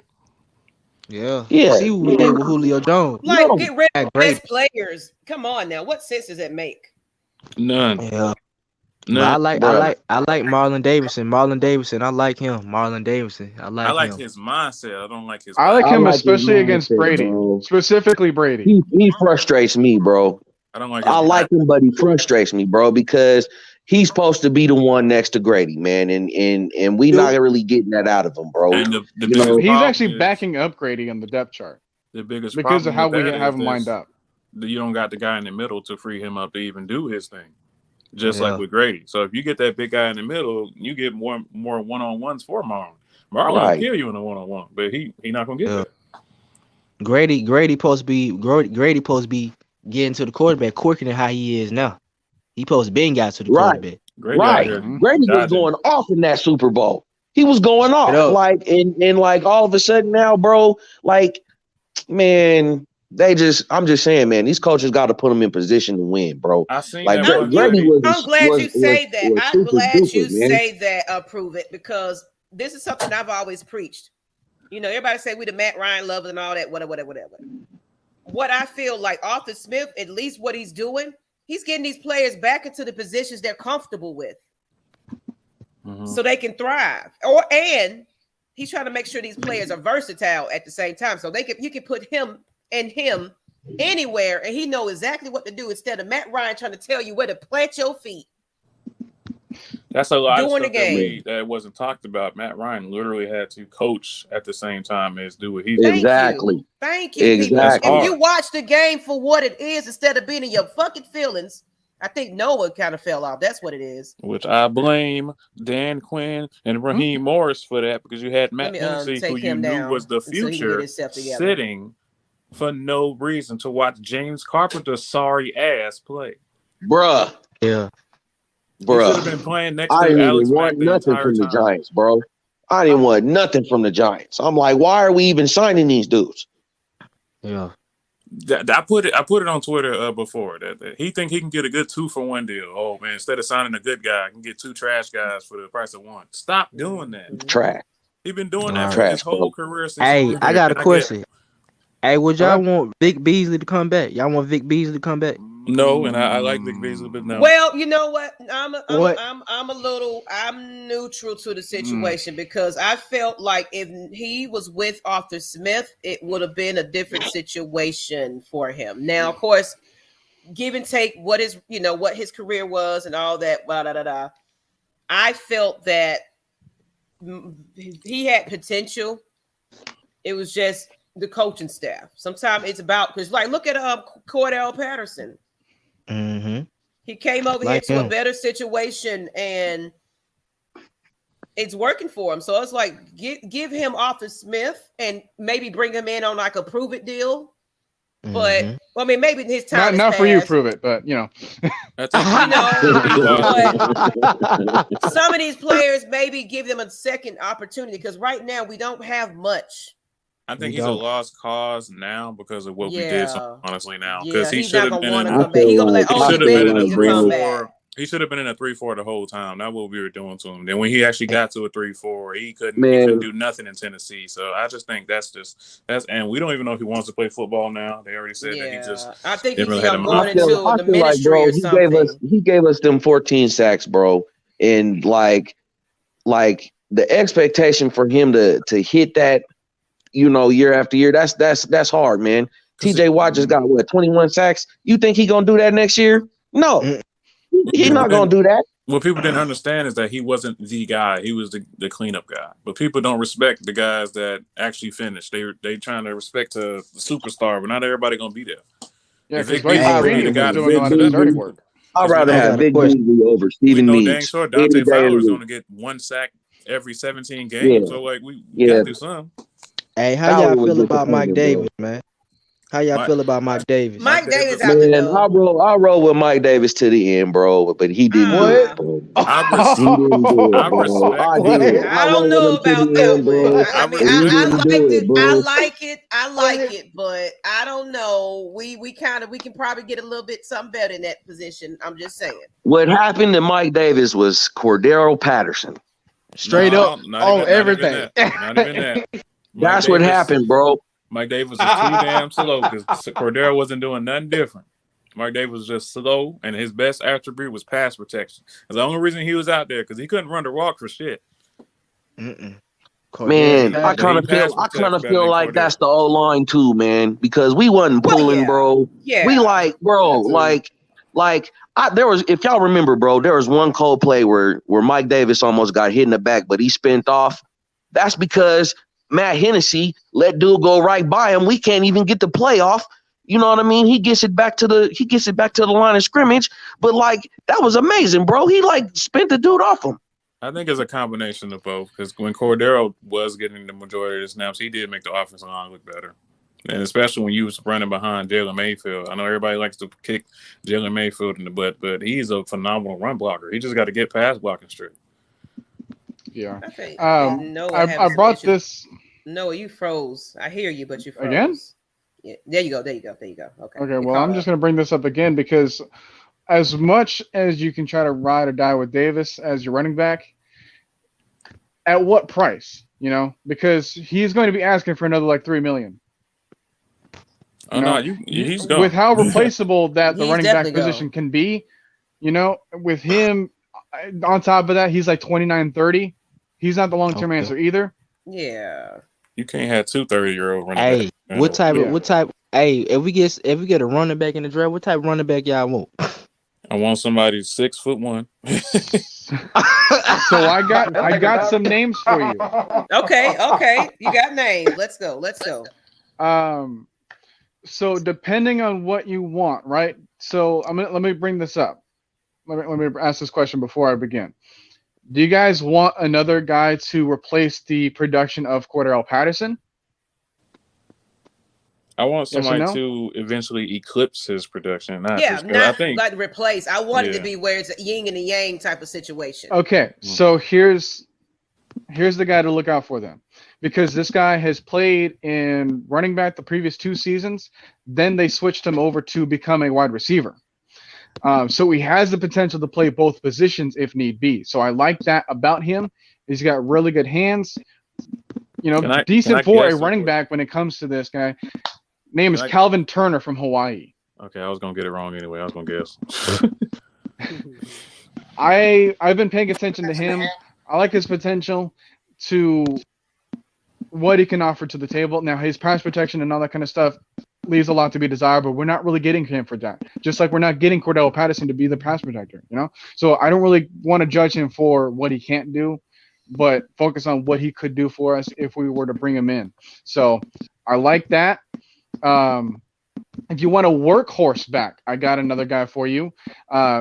Because this guy has spent a lot of time in the zone run scheme, which is what we do, you know. He likes to wear down a defense as the game progresses, which is nice. He's a one-cut runner. But there's the only knock on him is similar to what Calvin Turner is that he is in another kind of conference where it's like the competition level is a bit questionable. Tyler Allgeier from BYU. He's a workhorse back. He's around 5'11", 225. Okay. Calvin Turner is around like the 6 foot range. I wanted to have a type, right? So if you checked on the article, you'll see that I put a list of. Let me go get the article actually. Well, it's not really complete. Oh. We haven't made it. We're kind of in the process of it. If we stayed around a certain weight range, what do you think we could do? Like if I want the minimum to be 225. Okay, yeah. So if you take out 225, I'm pretty sure you're going to cut out Calvin Turner because he's not going to play at that weight. That still leaves Allgaier in. I don't know what that would do for other guys too. I'm thinking they because want like if you want like a James Cook, you're not going to have him. Yeah. You know, and I thought the same thing too. So it's like, hey, if you're under 5'10", 5'9", like basically if you're smaller than me, I don't want you as a running back, all right? And I'm 5'11", 240. All right. If you I'll put you out there. Shit. I don't got that burst, man. Shit, I'll get out there. I got Todd Gurley's knees, all right? I'm not gonna be up there. 5'9", and something pounds. I'll get out there. Yeah, what you guys don't see underneath it is basically if you want to know what happened to the Georgia Dome, my stomach could be an answer. Oh. So that, hey, you never know what's going on there behind that bus, you know, I'm just saying. But hey, so I did the same parameters, you know, when it came to the weight and when it came to the height. I didn't want any guy that was underneath 200 pounds at least. You know, that was kind of my cutoff time. I don't care how great of a guy that you were, you know, if you were someone like Jerry Early or someone like that, you know, Damian Pierce from Florida. You could be like the best running back in the draft class, but if you were under this kind of measurement, I didn't want you. So I'm not even going to try to bother to scout you. So you're not going to find those list of names. Did you scout Devontae Price from FIU? I have checked him out as well. You know, he's not one of my favorite guys yet, but I'll get around to him a little bit more when I can. This is why we have until March in order to get this thing done. Oh yeah, so. I'm just trying to. I know he was like 6'2", I think. So I was looking for like whoever can be that. Like I know we're not going to ever find Derrick Henry, but we gotta get some big, strong kind of at least shifty dude to me. Because I think you got Quadri Olsen. I think they do like Quadri, but it's like I think they're also looking for some more upside too. With I love Quadri. I think that's kind of the mold I think they should be going for, but just a little bit bigger. Yeah, I mean he's done a lot of good when he come in the stints in the games. So it's like, why are you not having him on the field more often? He does more production on like a burst basis than anyone else that we have, including Patterson. You know, so it's like he's another guy that's like, hey, he'll find the hole, he'll run right through it. You know, he's not gonna have these problems where he's gonna overthink it and have too many decisions to try to think about. But at the same time, I also want a guy that can, you know, break one or two more tackles than normal. So I'm also kind of looking into that, which is why Tyler Allgaier, back again to the guy with BYU, I think he's like 6th in the nation when it comes to yards after contact. And I think he's like tied for he's in the top 15 at least, let's just say, for broken tackles. So another thing that I want to look at. So do you think we should focus on like certain schools that they visited multiple times, such as Michigan? Depends on the position. I got a question. Have we ever drafted anybody from Georgia Bulldogs? Yep, Akeem Dent. What you want to know about the legend? Akeem Dent. Yeah, DJ Shockley, right? What? That's it? Yeah. What you mean? Well, no, that's probably more. Off the top of my head, you know. I'm getting chills, y'all. I'm probably not old enough to know about some more of them, but I know about Akeem Dent and DJ Shockley. Yeah. But yeah, Akeem Dent went here. It was more of a special teamer, really. I think he went to Houston after us. He may have had like a brief stint in New Orleans. So. Oh, he sucked. Yeah, definitely. Tank Bigsby, he's not going to declare for this year. That's a disgusting name. I want him now. His name what? Say it again. Tank Bigsby. Jesus Christ. I know he sound like he one of them trailer, them country boys. What do you call you? Tank. I don't even know if that's like a nickname. I think that's just like, hey, congratulations, mother. Your first name is Tank. His name better be Tank Harris or some crap, man. They can't just call him Tank. Yeah. Write that down. See, I kind of hated that. What's his name? Took his name out of the draft. Zach. Carbonet from UCLA. Yeah, because he was one of the typical guys I wanted. Yeah, I saw the news. I was like, dang it, I'm gonna have to cross him off my list. All the big guys wanted to go back to school. Oh, okay. Here it is. Nathan. He provided. It's Cartavius. So, Tank. His name is Carr, and they call him Tank. Cool. Okay. Cartavius or something. We're going with it.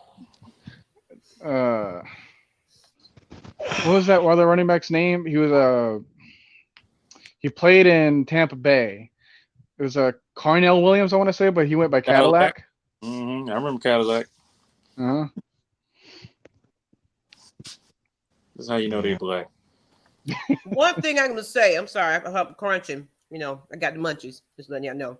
But so people that come here with them big tanks and big roller coaster and big old gorilla of a mammoth, and they suck when they get into the league. You're like, you too big to be sorry.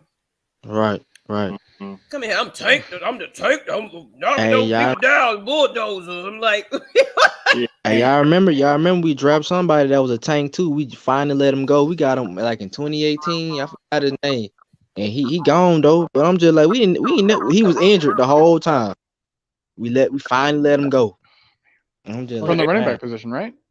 Nah, he played defense.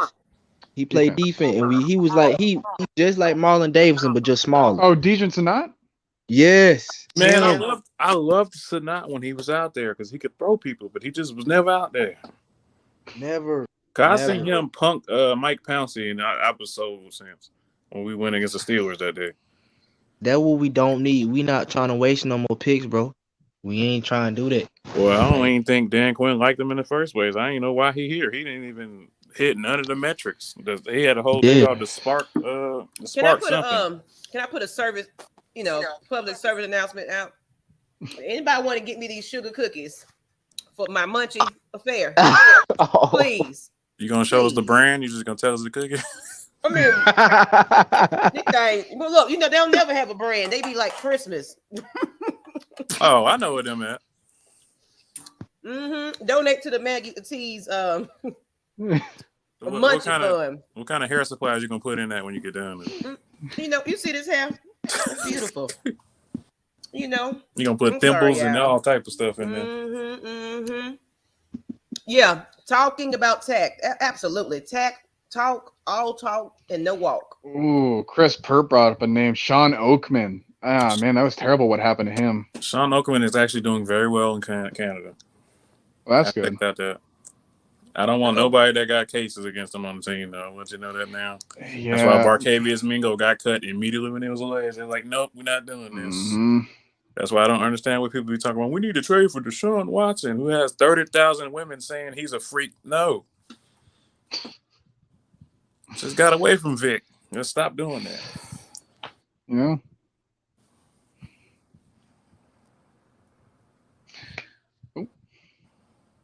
My bad. I'd be too passionate sometimes. I'll be calm down.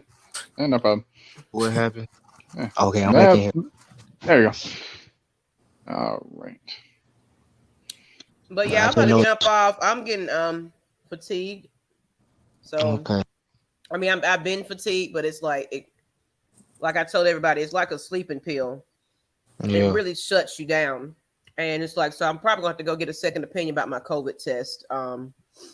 Maybe I took it too early, because before I went through the motions of the sweats and stuff like that, I took it before then. It came back negative, but here I am, week 3, and I'm still like, I took 2 naps a day. Here I go for to be crashing again. So I appreciate everybody that's just been watching the journey of AFN and innovating into something bigger other than just Falcons talk. You're gonna get some wrestling, you're gonna get some Hawks, you're gonna get some Braves if they come out of lockout.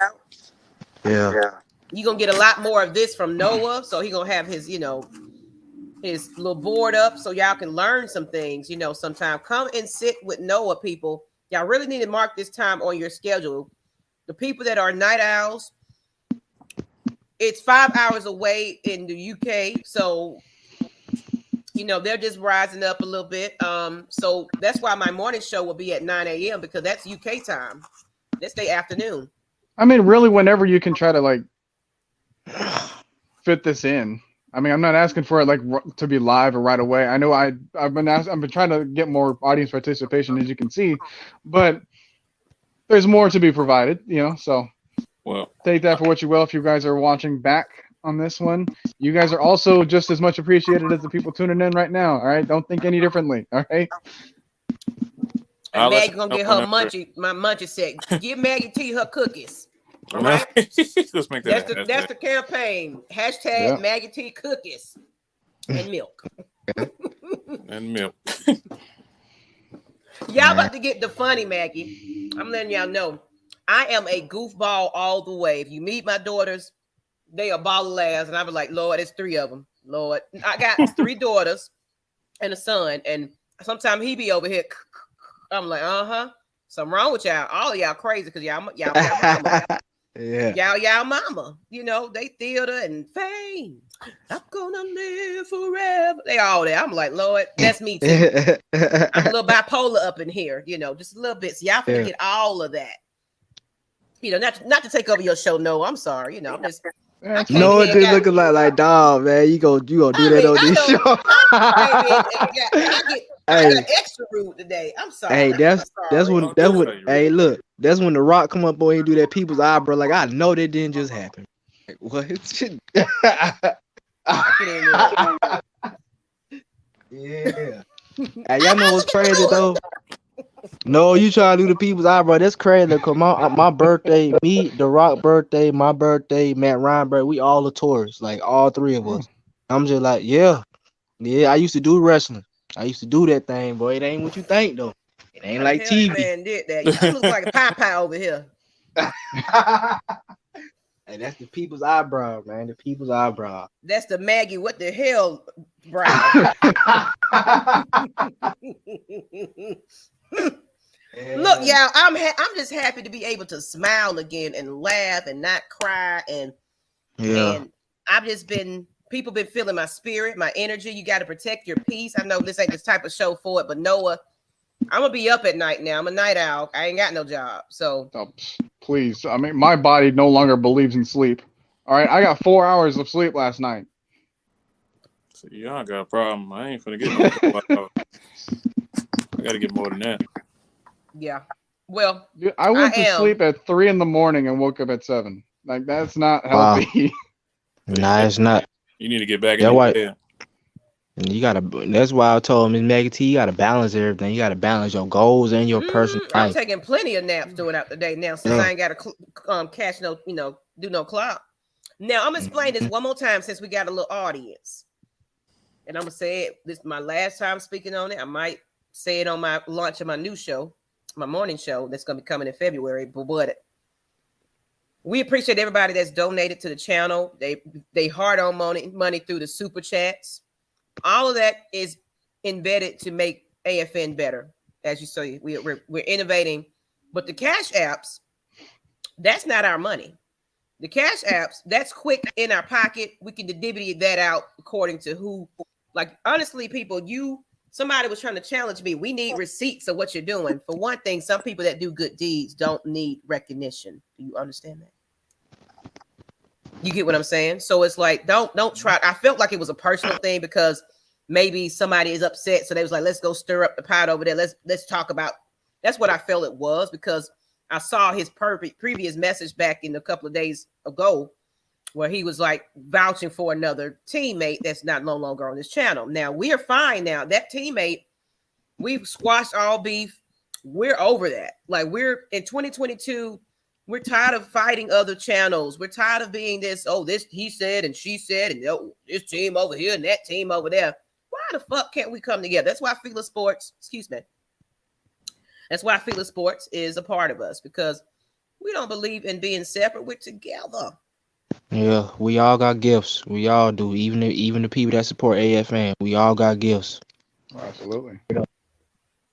Mm-hmm. But I'm a bid y'all adieu because I am extremely fatigued and I'm probably going to go ahead and set up myself another COVID test because I think I took it too soon, people. As you can see, it's like it makes you feel like you got a nightcap, a night quill.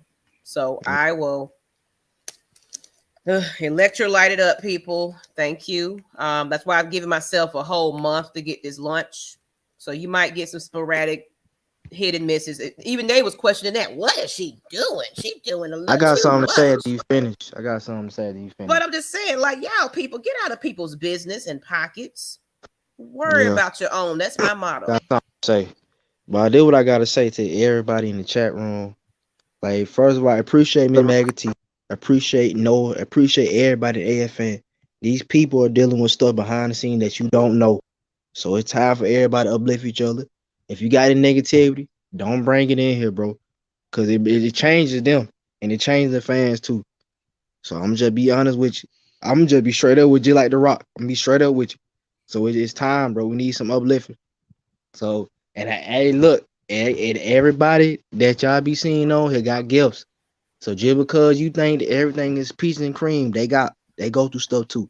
They not characters and they not people on television. So that's all I gotta say. Motivated out.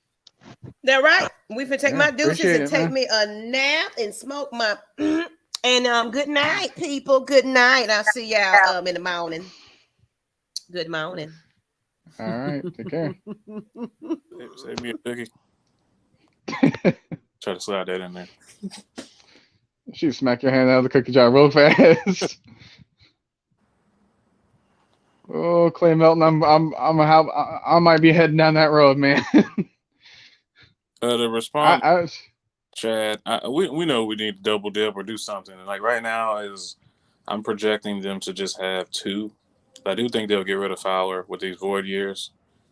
I think it's going to be John Kaminsky if they choose to keep him at an edge, probably because we need a power guy out there, and Ogundeji, and that's not enough. So I know they're going to grab. I can't project the free agency because I kind of hate how the class is right now. So I do think they're going to focus on pass rush in the draft. Yeah, I want to try to see if I can get like a double rotation, getting 2 at least. Yeah, I'm liking. But it's like the problem with that is like you got 2 people to try to solve one problem, and then you might be missing out on some people that can solve 2 problems with just getting one guy. You know, there's that kind of dilemma that you have to look out for too. That's why I'm trying to get in on the right guy. You get several swings, but you get one at a time. So that's why I'm like with David Ojabo, I'm like, I'm kind of souring on him because it's kind of a 1-year wonder. But he has all the traits. But do I pass on a more proven player because I like his traits? I don't think I should do that. So that's why I'm trying to do my research. Right. And because with Ojabo, he's pretty similar to what Odafe Owe was for the Ravens. You know, so raw he can give his teammate salmonella, but his upside is incredible because of his just frame. But the best part is though that was what, like the end of the first or something. I forgot where he was picked. But yeah, he was like 26th pick or something. When you're at 8, it's like, do I go for the high upside? Do I go for who I can produce now? So that's mine. Because if it's not George Karlaftis, yeah. Karlaftis, it's like, who do you go? You know, some people are saying, well, it's too high for Jordan Davis. At this point, I don't care. I just want a big behemoth in the middle anyway.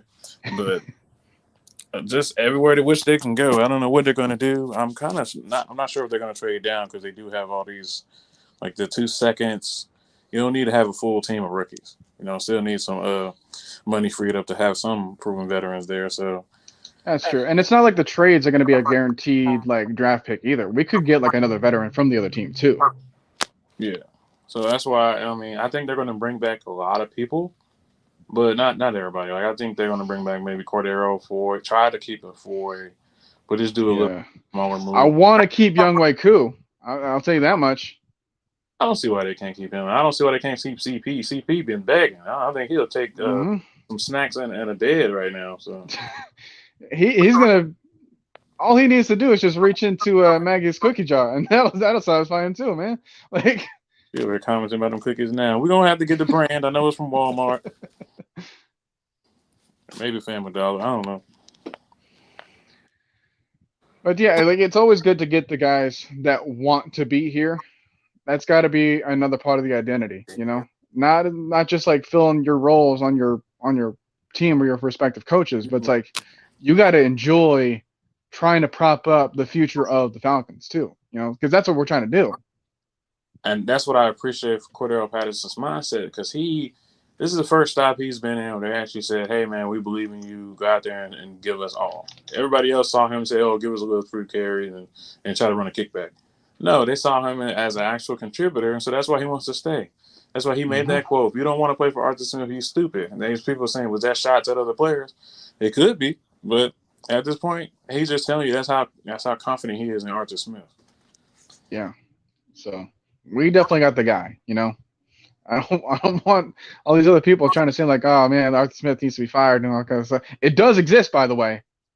There are those people that are like, hey, you won 7 games, and it's like, okay, if you were to grade this season, and you wanted to try to give it like a D or an F or something like that, like what the heck does an A+ grade look like for you? It can't be 17-0. It's ridiculous because you're getting a team with a lack of talent. And then you're saying, hey, we're going to bring a new GM, a new coach, try to fix it. And then everybody wants instant success. It's not going to work like that. That's why, like, when Houston hired their coach and then literally fired him after 1 year, like, what the hell would y'all expect him to do? He's coming in there to sex allegations. He's coming into a defense that ain't been worth nothing since J.J. Watt got traded. But you get to be the fall guy. Arthur Smith, for what he did with the team he had, was one of the best coaching hires on the carousel that year. Yeah, like that. David Culley being fired frustrated me kind of more so than Brian Flores just getting fired out of nowhere. That was dumb too, but I know he's gonna get a job. Like he's yeah. Getting a job. I don't have a really problem with because he can get another head coaching job elsewhere. It's just a matter of like where he could fit, Then there's other potential candidates too. Like there's been reports of for what it's worth, Jim Harbaugh coming back from Michigan.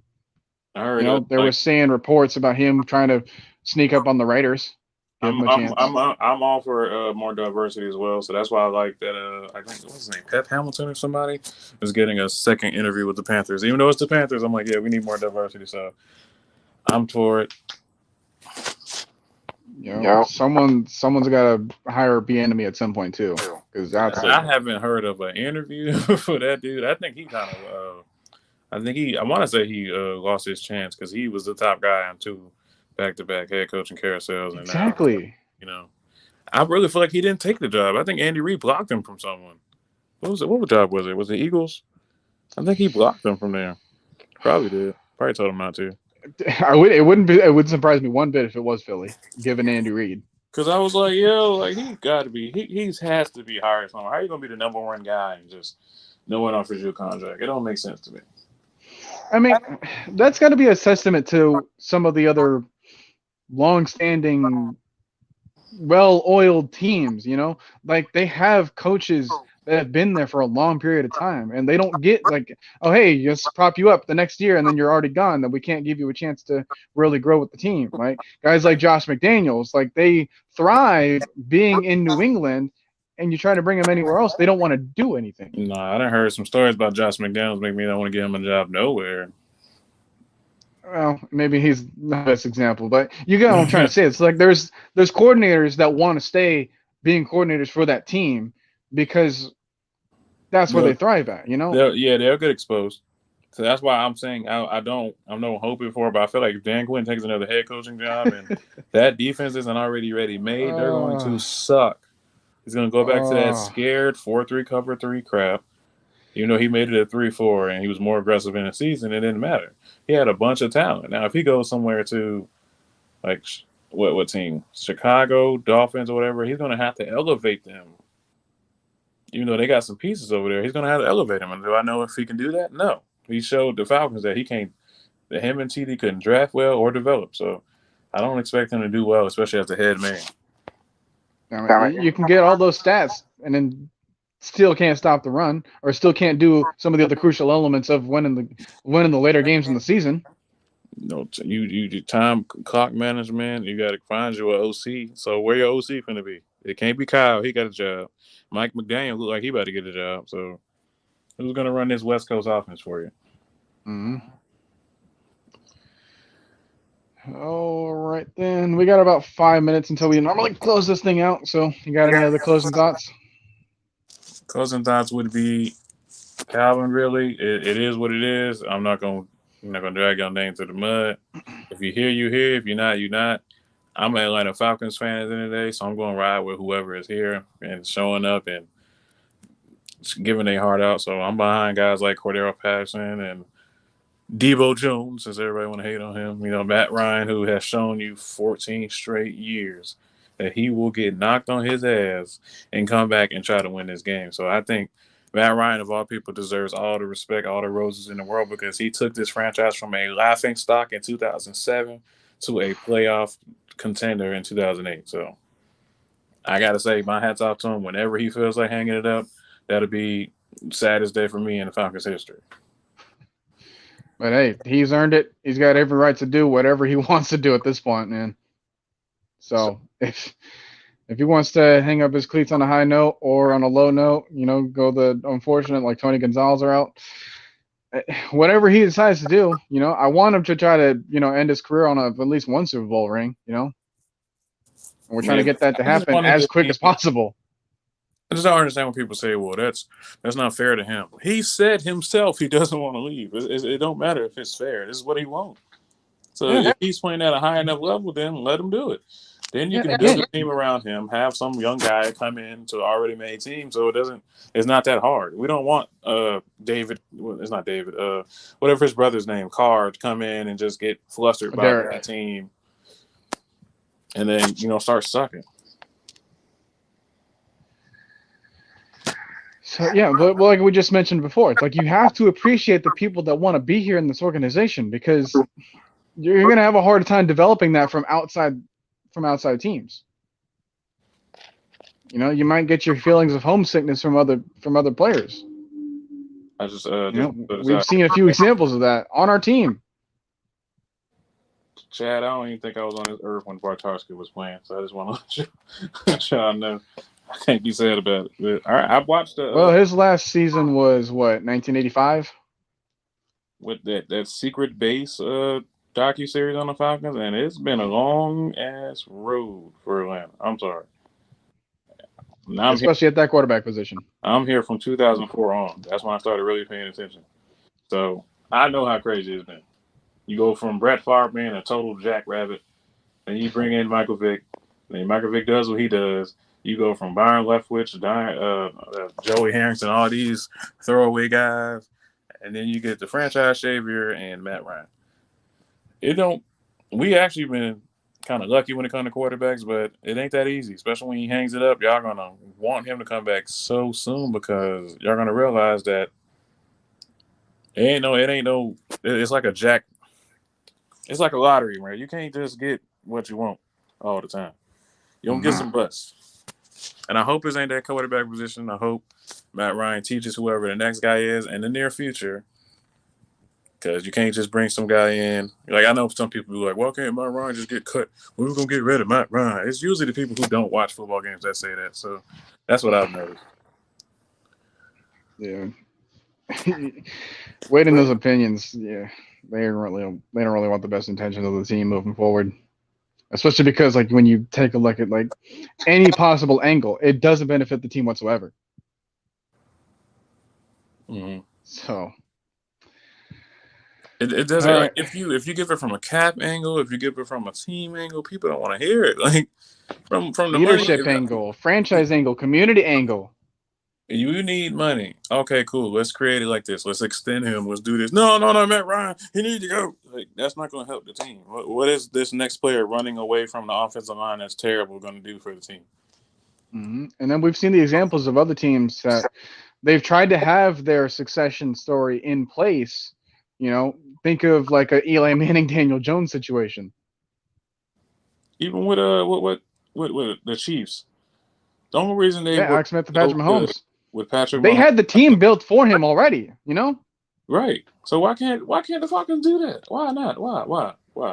If they like a quarterback, cool.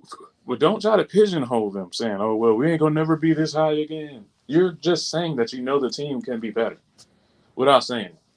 We're never gonna be this high again. Means this team is going to be better. I'm scared. Crazy when you think about it that way.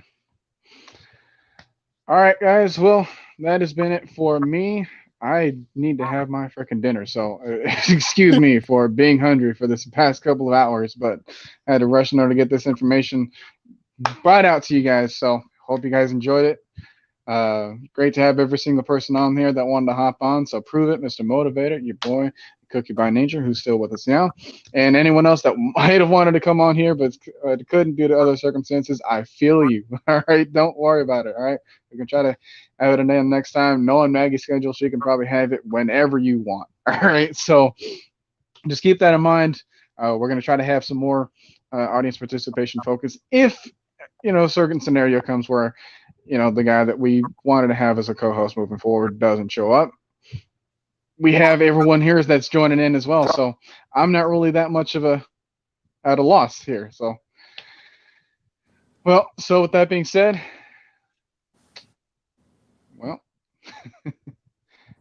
see ya and good night. Goodbye.